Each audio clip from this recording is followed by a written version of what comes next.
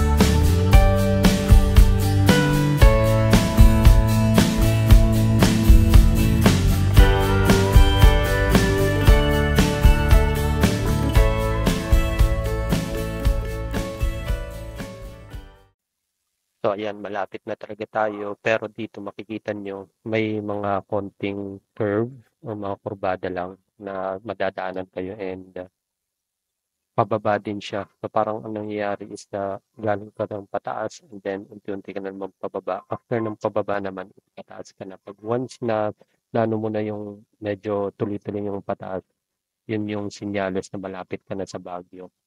So, if it's your first time na mag-drive dito or dumaan dito, make it sure na medyo dahan-dahan ka, lalo na sa mga pa-curve kasi dito yung hindi mo makikita kung may mga kasalubong ka or better yet, mag-beep-beep ka or gumamit ka ng horn just to make it sure na ma-warningan yung makakasalubong mo, lalo na sa yung sharp curve.